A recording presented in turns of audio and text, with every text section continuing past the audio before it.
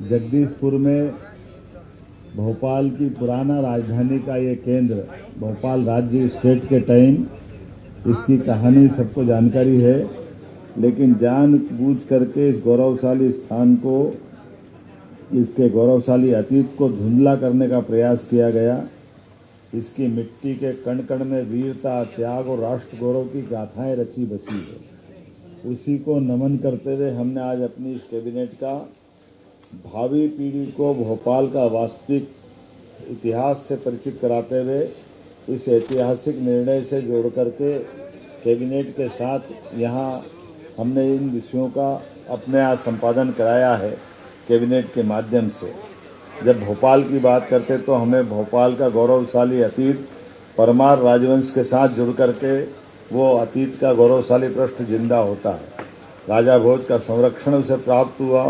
उत्तरवर्ती काल में मालवा में मरवारों के लिए ये हमारा भोपाल सनातन संस्कृति की ढाल बनकर एक अलग प्रकार के दौर में इसका अपना अतीत रहा है। परमार के साथ ही माटी का नाता जनजाति गोंड राजवंश से भी इसका उतना ही गहरा नाता है। गोंड साम्राज्य के तत्कालीन शासक मान्यवर मदन शाह जी, महाराज संग्राम शाह जैसे प्रतापी राजाओं ने इस देश को अपना सब कुछ देने का प्रयास किया, जिसके लिए उस काल में वो बहुत अलग प्रकार की परिस्थितियों में रहा है। लेकिन एक काला अध्याय इसमें राजा निजाम शाह को जहर देकर मारने का भी जुड़ा है। कठिन परिस्थिति में उनकी वीर और स्वाभिमानी विधवा रानी कमलापति ने अपने छोटे पुत्र और प्रजा की रक्षा के लिए अद्भुत साहस दिखाया। इतिहास गवाह इस भूमि ने अफगान सरदार दोस्त मोहम्मद खान के छल और उससे होने वाले बाद के एक खराब समय से भी इसका नाता जुड़ा है, जिसके कारण से बाद का समय उनके उस शासनकाल से गुजरा, जिसके कारण से हमारे उस अतीत की गाथाओं में ये एक अलग कहानी के रूप में आगे जाना गया है। लेकिन ये बात भी सही है कि यहाँ उस काल के बाद ही लगभग 11 साल का सिंधिया शासनकाल भी रहा है। बाद में परिवर्तित काल में यहाँ से राजधानी उठ करके भोपाल भी गई। उसका विस्तार से परिपत्र आपको मिला होगा, जानकारी दे देंगे। लेकिन अभी हम वापस कैबिनेट में आते हैं। कैबिनेट के लिए आज का दिन कई कारणों से बहुत महत्व का है। आज मध्य प्रदेश समान नागरिक संहिता 2026 के विधेयक का अनुमोदन कैबिनेट के माध्यम से हुआ है और ये मध्य प्रदेश निरसन विधेयक 2026 का अनुमोदन हमारे लिए राज्य के अंदर क्या राम क्या रहीम सबकी बराबरी का मौका देने वाला एक बड़ा नियम लग रहा है, जिसके कारण से हमने अपनी इस अधिनियम को लागू करने के पहले, वैसे तो विधानसभा में एक्ट पारित हो जाता, लेकिन आम जनता से जुड़ कर के बातें पहुंचाने के लिए लगभग 2 महीने पहले हमने अपनी समान नागरिक संहिता की लेकर के माननीय सुप्रीम कोर्ट की पूर्व न्यायाधीश रंजना देसाई जी की अध्यक्षता में कमेटी का गठन किया। कमेटी के गठन के माध्यम से हमने अपने 51 जिलों में जन परामर्श बैठकें संपन्न की। 10 संभाग में वो बैठकें हुई और भोपाल में भी राज्य स्तरीय परामर्श हुआ। वो राज्य स्तरीय परामर्श में भी सभी राजनीतिक दलों के साथ, विविध हमारे धर्म के या अलग अलग सामाजिक क्षेत्र के संगठनों के साथ सबसे विस्तार से चर्चा हुई, उनसे बातचीत भी हुई। और जैसा कि मैं आपको आपकी जानकारी में है, जब हमने राजनीतिक दलों को बुलाया तो उसमें आप पार्टी, कम्युनिस्ट पार्टी सारे लोग आए, लेकिन नहीं आए तो कांग्रेस के लोग नहीं आए। पता नहीं कांग्रेस के लोगों को ये इस हिंदू मुसलमान के वोट में क्या दिखता है। उनके लिए एक देश एक निशान एक प्रधान पे सदैव दुविधा रहती है। कोई बात नहीं, उनकी वो जाने, हमारे लिए तो आगे बढ़ने का मौका है। हमने जब अपने सभी धर्मों की समानता के लिए आगे बढ़ने का संकल्प किया, और ये भी उल्लेखनीय है कि जब रिपोर्ट सबमिट हुई और जानकारी आई तो उस जानकारी के रिकॉर्ड में एवरेज 80% से ज़्यादा मुस्लिम बहनों ने इस नियम को लागू करने के लिए पक्ष में बात कही। ये भी हमारे लिए उल्लेखनीय है कि रिकॉर्डेड आंकड़ा 76% का है, लेकिन एवरेज 80% मुस्लिम बहनों ने कहा कि एक समान कानून लगना चाहिए। और 40% मुस्लिम भाइयों ने भी कहा है, नामजद भी आकर के बैठकों में इस बात को कोट किया कि ये हमारे लिए कानून लगना चाहिए। कई लोगों ने उनसे प्रश्न भी किया कि आप इस पे समर्थन कैसे दे रहे हैं, तो उनने खुलकर कहा कि हमारी भी माताएं बहनें हैं, हमारे लिए भी हमारी बहनों की ज़िंदगी को, अगर हिंदू भाई बहनों की बहन की ज़िंदगी इस एक्ट से सुरक्षित होती है तो मुस्लिम भाई बहनों की बेटियों के साथ क्यों अन्याय होना चाहिए। ऐसे करके सभी क्षेत्रों में सभी प्रकार से एक बात उल्लेखनीय है कि हमारे द्वारा इसमें लगभग 3.49 करोड़ SMS भी भेजे गए। हम जनता के अंदर नीचे तक जितनी बात पहुंचा सकते थे हमने सभी संचार साधनों का, सोशल मीडिया का, प्रिंट मीडिया का, इलेक्ट्रॉनिक मीडिया का, यहाँ तक कि कार्यक्रमों के अंदर होने वाली सभाओं में भी इस विषय को नीचे तक उतारने का सभी मंत्रियों के साथ, मेरे स्वयं सहित सभी संगठनों के साथ हमने ये बातें नीचे पहुँचाई। जैसा मैंने बताया कि लगभग 10 लाख प्रतिक्रिया हमको इसके माध्यम से प्राप्त हुई। और जब ये धीरे धीरे करके चारों तरफ से हमारी बातों का समापन की तरफ हम आए, तो आज मुझे इस बात की प्रसन्नता है, 70 साल के इतिहास में ये युगांतकारी क्षण है जिसकी साक्षी 8.5 करोड़ जनता बन रही है। जब हम मध्य प्रदेश की धरती पर समान अधिकार, समान अवसर, समान नागरिक, समान न्याय के स्वर्णिम चतुर्भुज के उदय की तरफ बढ़ रहे हैं। आज मध्य प्रदेश की कैबिनेट ने समान नागरिक संहिता विधेयक 2026 को सहर्ष सर्वानुमति से स्वीकृति प्रदान की है। मैं हमारे सभी माननीय मंत्रिमंडल के साथियों के साथ आप सबको भी बधाई देना चाहूँगा। इस विधेयक को 20 जुलाई 2026 से प्रारंभ हो रहे विधानसभा के सत्र में रखने के लिए हमारी कैबिनेट की अनिवार्यता की बाधा या उसकी मदद से हमने इस दिशा में आगे कदम बढ़ाया है। ये बात सही है कि भारतीय संस्कृति में समानता का भाव, सर्वे भवन्तु सुखिनः सर्वे सन्तु निरामया, ये वेद वाक्य के उद्घोष के साथ होता आया है। हमारे लिए समानता भारतीय संस्कृति का, भारतीय संस्कारों का सदैव अभिन्न अंग रहा है। ऋग्वेद में भी कहा गया है, हमारे संकल्प समान हो, हमारी सोच समान हो, हमारी संवेदना समान हो, ताकि हम सब एकता, समरसता और सद्भाव के प्रतिमान स्थापित करें। माननीय प्रधानमंत्री जी ने भी 2047 के विकसित भारत के निर्माण के लिए जो उद्घोषित वाक्य है जन जन की जुबान पे चढ़ा हुआ है, सबका साथ, सबका विकास, सबका विश्वास, सबका प्रयास, ये जो बात है, ये मंत्र है, ये ही इसकी पहली शर्त है कि समाज में बिना किसी भेदभाव के सबको अपना अधिकार मिले और कानून सभी के लिए बराबर रहे। मुझे इस बात की प्रसन्नता है, जब परमात्मा और प्रकृति इंसानों के बीच भेद नहीं करती तो ये भेद करने का अधिकार आखिर आया कहाँ से। मैं संविधान निर्माता डॉक्टर बाबा साहब भीमराव अम्बेडकर के चरणों में भी नमन करता हूँ। संविधान के अनुच्छेद 14 और 44 में समान नागरिक संहिता समान अधिकार एवं समान अवसर का मार्ग प्रशस्त करती है। माननीय प्रधानमंत्री जी श्रीमान नरेंद्र मोदी जी के नेतृत्व में हमने संकल्प लिया है कि हम ऐसा कानून लाएंगे जिसमें राम, रहीम, रविंदर और राबिन सब एक समान हो। मुझे बेहद प्रसन्नता है, डॉक्टर श्यामा प्रसाद मुखर्जी द्वारा दिया गया ऐतिहासिक नारा, एक प्रधान, एक निशान, एक विधान, मध्य प्रदेश की धरती पर साकार होने जा रहा है। समान नागरिक संहिता की तैयारियों के संबंध में केवल आपको संक्षेप में बताना चाहूँगा। समान नागरिक संहिता वर्ष 1961 में पहली बार गोवा राज्य में लागू हुई थी। उसके बाद 2025 में उत्तराखंड, 2026 में गुजरात और तत्पश्चात असम की विधानसभा में इसको पारित करने की पहल हुई है। दिनांक 27 अप्रैल 2026 को माननीय न्यायमूर्ति रंजना प्रकाश देसाई की अध्यक्षता में 7 समिति सदस्यों का गठन किया गया था, जिस समिति में प्रतिष्ठित शिक्षाविद, कानूनविद, सामाजिक कार्यकर्ता, प्रशासनिक अधिकारी सभी कुछ सम्मिलित हुए थे और प्रचलित कानूनों का अध्ययन किया गया। समान नागरिक संहिता के अन्य राज्यों के मॉडल का भी अध्ययन किया गया। जन परामर्श बैठकों का आयोजित कर सभी हित पक्षों से सुझाव भी लिए गए। जन परामर्श हेतु एक पृथक वेब पोर्टल तैयार कर 22 मई 2026 को इसको पब्लिक में लॉन्च किया गया है। महत्वपूर्ण आंकड़े, जैसे मैंने बताया कि लगभग 3,50,00,000 SMS हमने जनता के बीच दिए हैं। समिति को वेब पोर्टल पे लगभग 10 लाख, एक्चुअल संख्या देखो तो 9,58,675 सुझाव प्राप्त हुए। जन परामर्श के लिए जिला स्तर राज्य स्तर पर 50 से अधिक बैठकों का आयोजन किया गया। बैठकों में 1,134 से अधिक सुझाव प्राप्त हुए।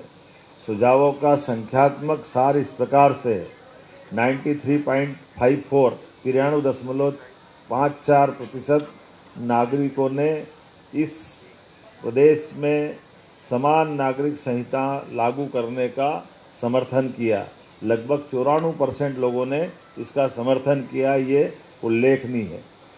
92.20 अर्थात 92.20% नागरिकों ने माना कि सभी समुदाय में महिला और पुरुषों के लिए समान कानून होना चाहिए। 91.32 लोगों ने माना कि समान नागरिक संहिता से भेदभावपूर्ण तलाक कानूनों को समाप्त करना चाहिए, जो कि एक लिंग की दूसरे को अधिक लाभ देने की दिशा में गलत कदम उठाती है। 92.66 लोगों ने इस बार भी सहमति दी है कि सभी समुदायों को महिला और पुरुषों की संपत्ति में भी समान अधिकार मिलना चाहिए। ये सभी प्रकार से अलग अलग क्षेत्रों को जोड़ करके इसमें बात रखी गई है। 90.96 लोगों ने माना कि व्यक्तिगत कानूनों के कारण नागरिकों को कानूनी जटिलताओं का सामना करना पड़ता है, इसलिए इससे मुकाबला करने के लिए एक समान नागरिक संहिता लागू करना चाहिए। 86.78 मतलब 86.78% लोगों ने कहा कि समान नागरिक संहिता को मौलिक अधिकारों का उल्लंघन किए बिना लागू किया जा सकता है। कुल मिलाकर के दोबारा मैं परसेंटेज नहीं दोहराऊंगा, ये फिर वापस लंबी कहानी हो जाएगी, लेकिन समान नागरिक संहिता इसके जो 4 महत्वपूर्ण पिलर्स है, ये चारों पे मैं बात करना चाहूँगा।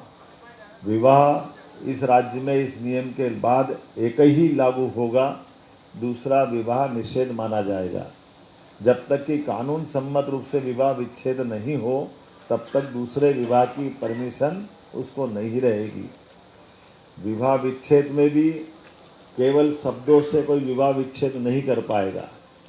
तलाक तलाक तलाक या ऐसे जो चीज़ें हैं, इससे इसको मुक्ति दिलाई गई। कानूनी प्रक्रिया के बाद ही तलाक का दोनों पक्ष के बीच में निर्णय के आधार पर लागू किया जा सकेगा। उत्तराधिकारी का चयन भी इसी प्रकार से रहेगा। जो उत्तराधिकारी आमतौर पे होते हैं, इस कानून के बाद सबको समान रूप से उत्तराधिकारी एक कानून से चलने के लिए बाध्यता रहेगी, और एक उत्तराधिकारी में महिला पुरुष का भी अधिकार कम ज़्यादा नहीं होगा, दोनों को समान होगा। कुछ कानूनों में पहले महिलाओं को आधा अधिकार दिया गया था, तो ऐसे में बहनों को भाइयों को समान अधिकार इस कानून के माध्यम से दिया जाएगा। इसी प्रकार से ये जो एक नई प्रथा है, उस प्रथा में जो भी सिस्टम है, तो अगर आप लिव इन रिलेशन रखना चाहते हैं तो उसमें भी आपको आयु सीमा के अंदर ही 1 महीने से कम समय में पंजीकरण रजिस्ट्रेशन के बाद रहने की छूट है, चाहे जो नहीं रह सकेगा। तो 21 साल का पुरुष और 18 साल से बड़ी महिला या बहन जो भी होगी वो इसका अंदर आएंगे, और इसमें भी अगर उनका विवाह हुआ है तो इसमें इस दायरे से वो बाहर हो जाएगी, जब तक कि वो सारी प्रक्रिया विवाह संबंधी कोई अपना उस प्रकार की कोई बाधा उनके जीवन में अगर आ रही तो वो इससे नहीं रहेंगी। स्वैच्छिक रूपता को थोड़ा इसमें रोका गया है। समान नागरिक संहिता में युगांतकारी प्रभाव, खास करके धार्मिक स्वतंत्रता, ये सभी धर्मों का सम्मान करने वाला कानून है। इसमें किसी धर्म को नीचा नहीं दिखा रहा है, क्या हिंदू, क्या मुसलमान, क्या ईसाई, क्या पारसी, सभी धर्मों का समान सम्मान करने के लिए कानून को लगाया गया है।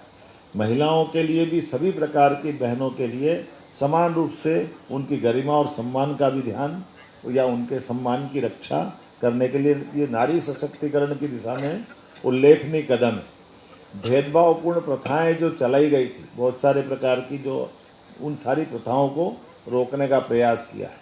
आदिवासी अंचल, हमारे जो अनुसूचित जनजाति या संरक्षित रूढ़िगत आधार वाले व्यक्ति समूह जो हमारे घुमंतु अर्ध घुमंतु आते हैं, उनको इसमें अपवाद रखा गया है, उसको इस दायरे से इतर रखा गया है। सभी धर्मों की बात मैंने कही कि सभी धर्मों के लिए एक समान शर्त है। धार्मिक समारोह, अनुष्ठान, रीति रिवाज अलग अलग हो सकते हैं, उसमें कोई बाध्यता नहीं है कि वो एक जैसी मानना है। जिसको पूजा करना वो पूजा करे, जिसको बाकी अपने रीति रिवाज का पालन करना, धर्म अनुसार अपने अपने आचरण का, उसको इसमें पूरी छूट दी गई है, उसमें कोई इसमें परेशानी नहीं है।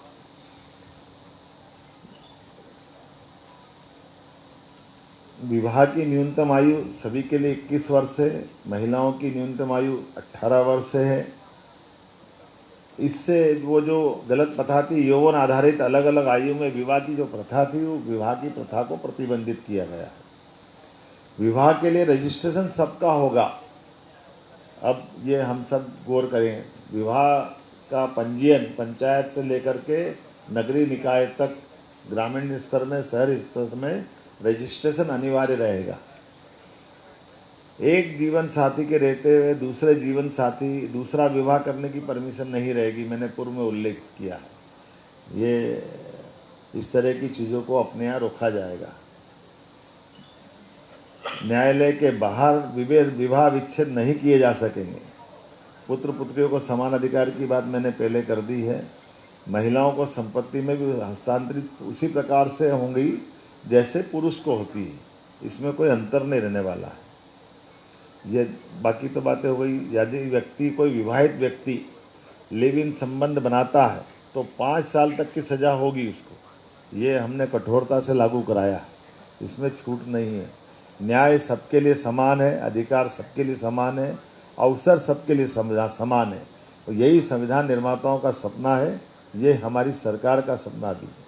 मैं मान के चलता हूँ, जब इतना अच्छा नियम, इतना अच्छा कानून बना है, तो सभी राजनीतिक दलों से आग्रह करता हूँ कि वो अपने दलगत राजनीतिक नुकसान नफ़े के बजाय प्रदेश की जो जनता की बेहतरी के लिए साथ आकर सामाजिक समरसता, महिला सम्मान, राष्ट्रीय एकता के प्रतिबिंब इस कानून को लागू करने में पुरजोर समर्थन दे।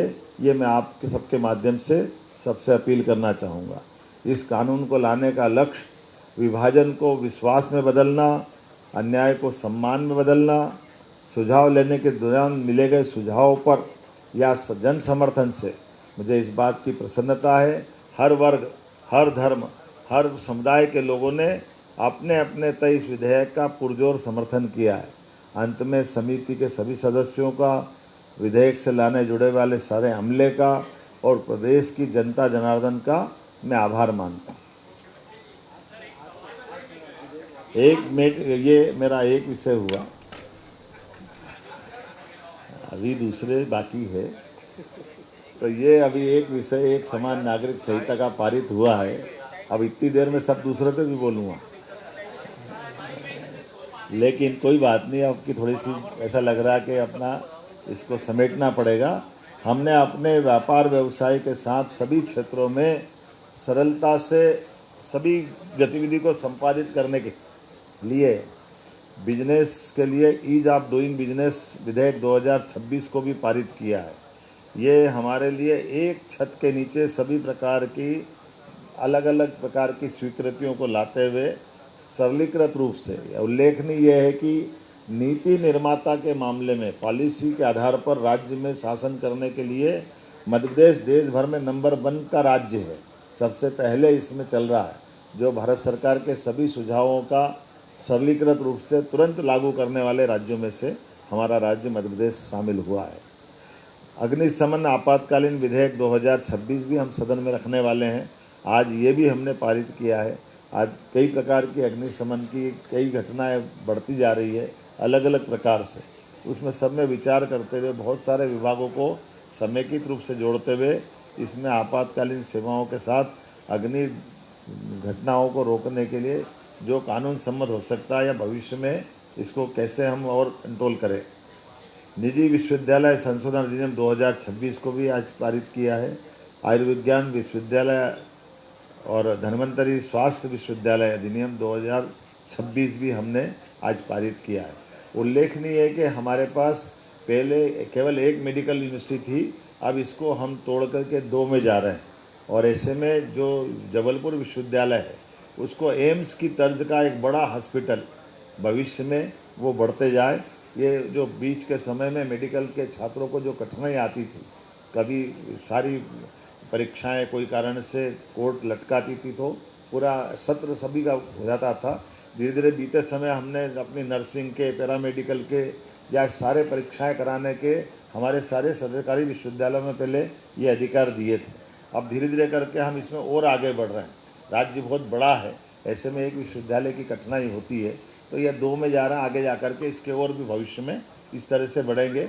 और वैसे भी शिक्षा नीति 2020 ये कहती है कि पर्टिकुलर एक सब्जेक्ट का विश्वविद्यालय के बजाय ये बहुउद्देशीय विश्वविद्यालय होना चाहिए। तो बहुउद्देशीय विश्वविद्यालयों की तरफ हमारे सारे, पहले तो सारे सरकारी विश्वविद्यालय इस तरह चलते थे, लेकिन इसको चरणबद्ध रूप से हम आगे बढ़ रहे हैं। जब मैं मध्य प्रदेश राजमार्ग संशोधन विधेयक 2026 की बात करता हूँ तो अंग्रेजों के शासनकाल के कई नियमों को बदलते हुए ये हमारा मध्य प्रदेश राजमार्ग अधिनियम 2026 को पास किया है। श्रम संहिता के माध्यम से भी हमारे कई सारे श्रमिक बंधुओं के लिए उद्योग धंधों में काम करने के लिए इसमें भी कुछ सुधार किए हैं। और आज़ादी के पहले के 7 कानून जो आज अनुपयोगी हुए हैं, ये अनुपयोगी कानूनों के लिए भी आज कैबिनेट में निर्णय हुआ है कि आज समसामयिक रूप से आज जो ज़रूरी है वो कानूनों को लेकर आगे बढ़े। ये बहुत ज़्यादा ज़रूरी है। मैं उम्मीद करता हूँ कि सारी बातें इसमें आ गई है और अब इसमें से ज़्यादा कोई बात बची नहीं है। और फिर भी कोई बची हो तो आप एक एक है, आप ही तय करो, मैं तो कैसे करूँगा। मध्य प्रदेश ने पर्सनल यूनिवर्सल लॉ लाने का एक महत्वपूर्ण आज एक कदम उठाया है। व्यक्तिगत रूप से आपके मन में कब आया कि मुझे ये समान नागरिक संहिता मध्य प्रदेश में लानी है? हमारे लिए यशस्वी प्रधानमंत्री के नेतृत्व में समान रूप से जनता के हितों को कई सारे प्रकार से लागू करने का जब निर्णय किया जा रहा है, ऐसे में उन सुधारों के सिलसिले में हमारी तो जनसंघ के ज़माने से एक देश एक विधान एक प्रधान डॉक्टर मुखर्जी ने हमारे राजनीतिक दल का उदय इस सिद्धांत पे किया है। मुझे इस बात की प्रसन्नता है, आज वो फलीभूत हो रहा है। हमारा राज्य एक विधान से चलने के लिए संकल्पबद्ध हो रहा है। हाँ, एक विषय और रह गया है। हमारे 71 स्वास्थ्य केंद्र हॉस्पिटलों का उन्नयन का भी बड़ा विषय हुआ है, जिसके आधार पर हमारे अपने राज्य के अंदर 100 बिस्तर के 7 हॉस्पिटल, 50 से 45 हमारे जो 50 बेड के हॉस्पिटल भी, 25 हॉस्पिटल 50 बेड के बन रहे हैं। बाकी कई हमारे प्राथमिक स्वास्थ्य केंद्र से CSC सामुदायिक स्वास्थ्य केंद्र में उन्नयन हो रहा है। ऐसे कुल मिलाकर के 29 उप स्वास्थ्य केंद्र से PSC बन रहे हैं। ये बड़ा निर्णय हुआ है। अपने यहाँ स्वास्थ्य को लेकर के हमारी सरकार लगातार बहुत सारे बदलाव कर रही है। ऐसे में एक बार फिर मैं दोहरा देता हूँ, उप स्वास्थ्य केंद्र 6 बिस्तरी 29, 6 बिस्तरी प्राथमिक स्वास्थ्य केंद्र 30 बिस्तरी, सामुदायिक स्वास्थ्य केंद्र में उन्नयन 19, 30 बिस्तरी सामुदायिक स्वास्थ्य केंद्र का 50 बिस्तरी, सिविल अस्पताल में उन्नयन 18, सामुदायिक स्वास्थ्य केंद्र सिविल अस्पताल का 100 बिस्तरी अस्पताल में उन्नयन 7। इस प्रकार से 73 हॉस्पिटल खोले जा रहे हैं, जिसमें हमारा सब मिलाकर, सॉरी 2 माइनस कर दो, 71, उसमें चित्रकूट जैसा स्थान भी धार्मिक दृष्टि से जहां 100 बेड का हॉस्पिटल खोल रहे हैं। ऐसे हम सब मिलाकर के एक एक करके इन सारे क्षेत्रों में समान रूप से आगे बढ़ रहे हैं। सर जनजाति समाज को हमने इस पूरे समान नागरिक संहिता से अपवाद माना है। सर इधर सर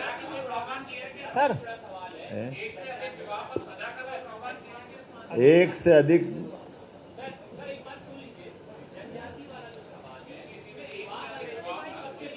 एक बोलो ना, कुछ पता ही नहीं चला क्या बोल रहे हैं। आगे वाले बोल रहे। हाँ,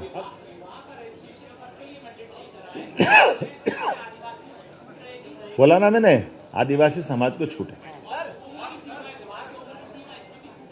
अरे भाई, भारत सरकार के जो संविधान सम्मत नियम है वो भी तो लगेंगे ना, हमको तो मालूम नहीं है। अभी तो हम ये एक समान कानून लगाने की तरफ जब बढ़ रहे हैं। विजय तो हम जी आप उसमें- विजय जी आप विजय खड़े कितने कराना है अभी करो, अभी अभी कल पारित हो गया हैं?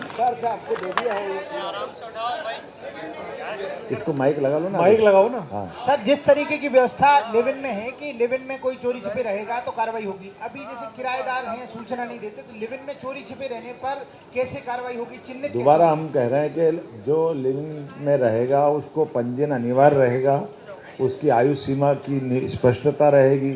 छिपा के रहेगा तो कानूनी कार्रवाई का सामना करना पड़ेगा।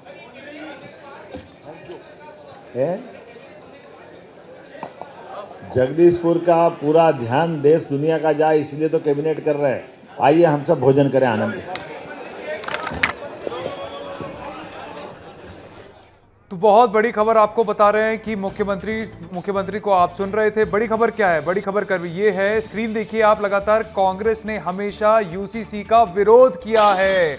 सीएम मोहन यादव ने यह साफ कह दिया कि कांग्रेस पर निशाना साधते हुए उन्होंने स्पष्ट कहा कि कांग्रेस ने हमेशा यूसीसी का विरोध किया है और मध्य प्रदेश में जल्दी होगा यूसीसी पर उन्होंने स्पष्ट कहा कि मॉनसून सत्र में यूसीसी को प्रस्तुत किया जाएगा। सर्वे भवन्तु सुखिनः सर्वे सन्तु निरामया के ध्येय को, वाक्य को ध्येय मानते हुए उन्होंने ये स्पष्ट करा कि विवाह पर अब यूसीसी के आधार पर कार्रवाई होगी। तलाक तलाक तलाक अब असरदार बिल्कुल भी नहीं होगा और इसी के साथ उत्तराधिकारी वाले जो उसका जो पूरा सेक्शन होता है उस पर भी यूसीसी के तहत ही कार्रवाई की जाएगी। उन्होंने ये बात कही कि कांग्रेस ने हमेशा यूसीसी का विरोध किया है और एमपी के लिए ये आज एक बहुत बड़ा दिन है, बेहद खास बात है। अपने उद्बोधन में उन्होंने भोपाल का महिमा मंडन करते हुए जगदीशपुर पर बड़ी खबर बताई। उन्होंने, आइए आपको बताते हैं कि सीएम ने क्या कहा, आइए आपको सुनाते हैं। आज मुझे इस बात की प्रसन्नता है, 70 साल के इतिहास में ये युगांतकारी क्षण है जिसकी साक्षी 8.5 करोड़ जनता बन गई।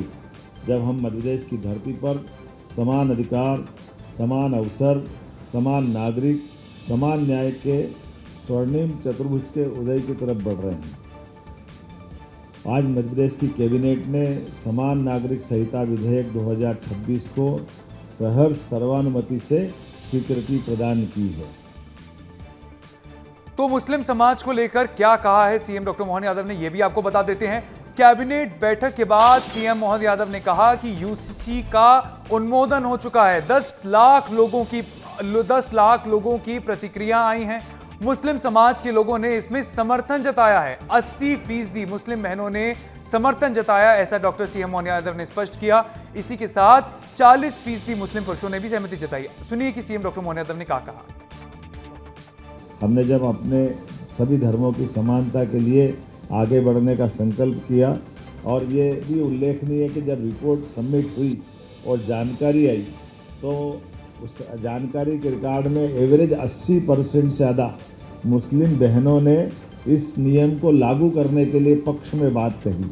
ये भी हमारे लिए उल्लेखनीय है कि रिकॉर्डेड आंकड़ा 76% का है, लेकिन एवरेज 80% मुस्लिम बहनों ने कहा कि एक समान कानून लगना चाहिए और 40% मुस्लिम भाइयों ने भी कहा है। नामजद भी आकर के बैठकों में इस बात को कोट किया कि ये हमारे लिए कानून लगना चाहिए। कई लोगों ने उनसे प्रश्न भी किया कि आप इस पे समर्थन कैसे दे रहे हैं, तो उनने खुलकर कहा कि हमारी भी माताएं बहनें हैं, हमारे लिए भी हमारी बहनों की ज़िंदगी को, अगर हिंदू भाई बहनों की बहन की ज़िंदगी इस एक्ट से सुरक्षित होती है तो मुस्लिम भाई बहनों की बेटियों के साथ क्यों अन्याय होना चाहिए। पॉलिटिकल एडिटर अंचल शुक्ला जी हमारे साथ जुड़ चुके हैं। अंचल जी, एक बहुत बड़ी खबर है, कैबिनेट में मंजूरी मिल चुकी है यूसीसी को और मॉनसून सत्र में पेश किया जाएगा। बिल्कुल कार्तिक, देखिए आज जगदीशपुर में यहाँ पर डेस्टिनेशन कैबिनेट हुई और भोपाल में मुझे लगता है पहली बार ये कैबिनेट इस तरीके की हुई है और इसके साथ ही यूसीसी पर मुहर लगी है। कैबिनेट में सर्वसम्मति से यूसीसी पर मुहर लगी है। मुख्यमंत्री डॉक्टर मोहन यादव ने पूरा इसको ब्रीफ किया है आज की कैबिनेट को। उन्होंने बताया कि कैसे 3 महीने से यूसीसी लागू करने के लिए प्रदेश में तैयारी चल रही थी, कैसे बैठकें की गई, 10 संभाग जो हैं वहाँ पर बैठकें की गई, राज्य स्तरीय बैठकें की गई, सभी धर्म के लोगों को बुलाया गया, सभी दल के लोगों को बुलाया गया। हालांकि कांग्रेस पार्टी के लोग वहां पर नहीं आए, लेकिन इसके अलावा सभी दल के लोग आए। और सबसे बड़ी बात उन्होंने जो बताई कि जब हमने जन परामर्श लिया, जनता से राय ली, तो रायशुमारी की, तो उसमें 80% मुस्लिम बहनों ने उसमें अपनी सहमति जताई कि यूसीसी लागू होना चाहिए। इसके अलावा 40% से ज्यादा मुस्लिम पुरुषों ने भी इसमें सहमति जताई और 10 लाख से ज्यादा विभिन्न माध्यमों से मैसेज भेज करके लोगों से राय मांगी गई थी। 10 लाख से ज्यादा रिएक्शंस आए और वो सब इसके पक्ष में आए। तो ओवरऑल जो प्रदेश का 8.5 करोड़ जनता है मध्य प्रदेश की, उनमें लगभग 76% रहा इसका आंकड़ा, जिसमें लोगों ने यूसीसी लागू होने पर अपनी सहमति दी। कल से मानसून सत्र है मध्य प्रदेश विधानसभा का और ऐसे में विधानसभा में यह प्रस्ताव लाया जाएगा और ऐसा मान के चलिए कि सबसे पहले गोवा, गुजरात, असम और उसके बाद अब मध्य प्रदेश चौथा राज्य होने वाला है जहां पर यूसीसी लागू होगा। आपने ये बड़ी खबर हमें बताई, आप लगातार इस पर नजर बनाए रखिए।